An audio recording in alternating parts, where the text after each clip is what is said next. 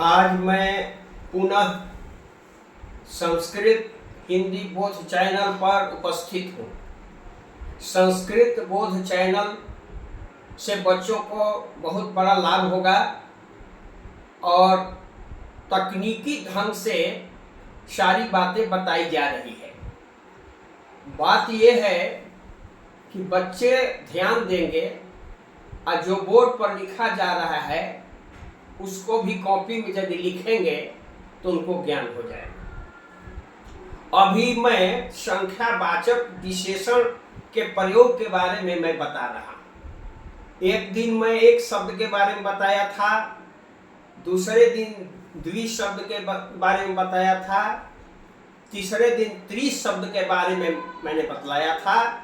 आज मैं चतुर शब्द के बारे में आपको बता रहा हूँ, क्योंकि संख्यावाचक के जो शब्द होते हैं 1 से 4 तक तीनों लिंगों में अलग अलग होते हैं। तो 4 आज है, 4 का भी रूप तीनों लिंग में अलग अलग रूप होते हैं। तो पुल्लिंग में सबसे पहले मैंने पुल्लिंग के 7 विभक्तियों में मैंने लिखा है।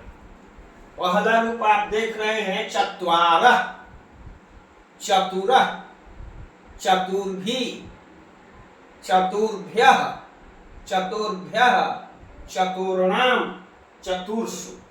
यह पुल्लिंग का रूप हो गया। स्त्रीलिंग में है चतस्रः, चतस्रः, चतस्रीभिः, चतस्रीभ्यः, चतस्रीभ्यः, चतस्रीणाम, चतस्रीषु। और नपुंसक में के प्रथमा में चत्वारि और पुनः चत्वारि। अन्य रूप जो होते हैं पुल्लिंग के समान ही होते हैं। तो इसके प्रयोग में जानना होगा, इसका हम प्रयोग कैसे जानेंगे। तो अभी मैं 2 उदाहरण 3 लिखा है, जो कि प्रथमा विभक्ति के बारे में केवल मैंने लिखा है। जैसे 4 लड़के पढ़ते हैं, मान लीजिए 4 लड़के पढ़ते हैं, तो लड़का जो है सो पुल्लिंग है, बालक उसका संस्कृत होता है। तो चत्वारः बालकाः पठन्ति। चत्वारः जो है सो बहुवचन में है, बालका भी बहुवचन हो गया प्रथमा का, और पठन्ति जो है सो प्रथम पुरुष बहुवचन की क्रिया हो गई। और मान लीजिए कि 4 लड़कियां जाती हैं, जो चतस्रः बालिकाः गच्छन्ति। 4 लड़कियां जाती हैं, चतस्रः हो जाएगा, क्योंकि बालिका शब्द स्त्रीलिंग है इसलिए चतस्रः हो गया। इसके बाद 4 पुस्तकें हैं, पुस्तक शब्द नपुंसक है। चत्वारि पुस्तकानि सन्ति। चत्वारि माने 4, पुस्तकानि माने पुस्तक, सन्ति माने हैं।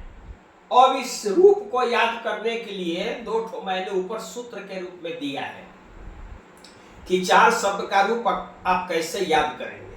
तो उसमें दिया हुआ है पुल्लिंग में स हलंत के बाद टू लिखा हुआ है। तो स का मतलब होता है विसर्ग, यह जान लेना चाहिए। तो विसर्ग 2 बार का प्रयोग होगा, जैसे चत्वारः चतुर। भी का 1 बार प्रयोग होगा, चतुर्भी। भ्यः के बाद 2 लिखा हुआ है, मतलब भ्यः का 2 बार प्रयोग होगा, चतुर्भ्यः, चतुर्भ्यः। अणाम का और शुभ 1 बार होगा, चतुर्णाम, चतुर्षु। उसी तरह से स्त्रीलिंग में भी नीचे है, स्रः का 2 बार प्रयोग होगा, चतस्रः, चतस्रः। और भी का 1 बार प्रयोग होगा, अभ्यः का 2 बार होगा, और अणाम का 1 बार और सु का 1 बार। जैसे ऊपर पुल्लिंग में है प्रायः नीचे वही है, लेकिन यहाँ थोड़ा सा अंतर है, उसको आप देख लेंगे। चतस्री भी, चतुर्भी नहीं होता है स्त्रीलिंग में, चतुर्भी होता है। चतुर्भ्यः, चतस्रीभ्यः, पुल्लिंग में चतुर्भ्यः, स्त्रीलिंग में चतस्रीभ्यः, इस तरह से रूप होता है। तो अब इसके बाद में आपको मैं बता रहा हूं, जैसे मान लीजिए कि 4 लड़के पढ़ते हैं, तो चत्वारः बालकाः पठन्ति, ये तो आप जान गए। लेकिन चतुरः शब्द जो द्वितीया का रूप है उसको हम कैसे जानेंगे? द्वितीया का रूप है चतुरः, तो ये द्वितीया विभक्ति का रूप है चतुरः पुल्लिंग का। तो 4 लड़कों को, ऐसा जब अनुवाद में आएगा, 4 लड़कों को जब आएगा,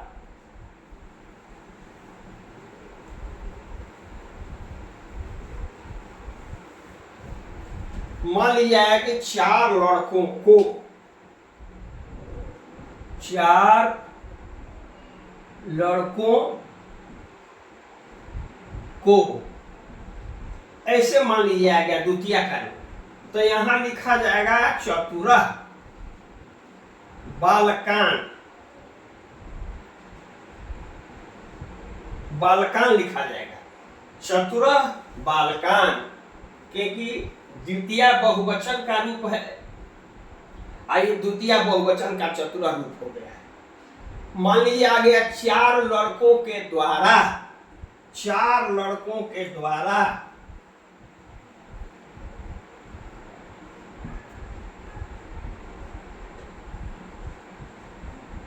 किया गया, तो चतुर्भी, चतुर्भी बालकई, चतुर्भी बालकई हो जाएगा, क्योंकि यह तृतीया बहुवचन का रूप है बालकई। बालकः बालकौ बालकाः बालकम बालकौ बालकान बालकेन बालकाभ्याम बालकई, तो चतुर्भी बालकई मान 4 लड़कों के द्वारा। उसी तरह से चतुर्भ्य है, चतुर्भ्य 4 लड़कों के लिए, चतुर्भ्य बालकेभ्य लिखेंगे। 4 लड़कों का, ऐसा यदि होगा 4 लड़कों का, तो उसमें षष्ठी का रूप लिखेंगे हैं चतुर्णाम बालका नाम, चतुर्णाम बालका नाम षष्ठी में होगा, तो 4 लड़कों में चतुर्षु बालकेषु, ऐसा समझना होगा। उसी तरह से स्त्रीलिंग में भी वैसे ही सब 7 विभक्तियों में उसी तरह से हम रूप को समझेंगे। अब आज मैंने एक सीरियल में देखा, एक यूट्यूब पर देखा कि लोग संस्कृत जरूर पढ़ाते हैं, लेकिन कितनी गलतियां करते हैं यह मैंने उसमें देखा। जैसे मान लीजिए कि संवाद है, संवाद, संवाद, इसके बाद है संस्कृत है, संस्कृतम है, संस्कृतम है, संयोग है, संयोग है। तो वो लोग बता रहे थे कि अनुस्वार जो होता है, यदि बीच में या शुरू में अनुस्वार होगा तो न का अनुस्वार होता है। ऐसी बात नहीं है, गलत बता रहे हैं लोग। सम प्लस बाद होगा, सम प्लस बाद, संवाद। इसमें संस्कृत में सम धन कृत, सम धन योग। कहने का मतलब है कि न का म का अनुस्वार हुआ है, इसमें भी म का अनुस्वार हुआ है, इसमें भी म का अनुस्वार हुआ है, इसमें भी म का अनुस्वार हुआ है। तो म का अनुस्वार ज्यादातर होता है। कोई जुआम लिखने में गलती करता है, जुआम में दीर्घकार लोग लिख देते हैं, जुयम में हर्षकार लिख देते हैं, वयम में हलंत नहीं लिखते हैं। यह सारी चीजों बच्चों के तो समझ में आएगी नहीं कि भाई गलत है कि सही है। इसलिए जहां तक उम्मीद है, मैं चाहूंगा, गलती तो किसी से भी हो सकती है, लेकिन साधारण शब्दों में गलती होना यह अच्छी बात नहीं है। इसलिए सुधार के साथ हमें बच्चों को देना है कि वे अच्छी से अच्छी जानकारी हासिल कर सकें, कम समय में अच्छी जानकारी हासिल कर सकें। इन्हीं शब्दों के साथ बहुत बहुत धन्यवाद। और आप लोग इस वीडियो को सब्सक्राइब करेंगे, लाइक करेंगे, शेयर करेंगे, और बहुत बहुत धन्यवाद।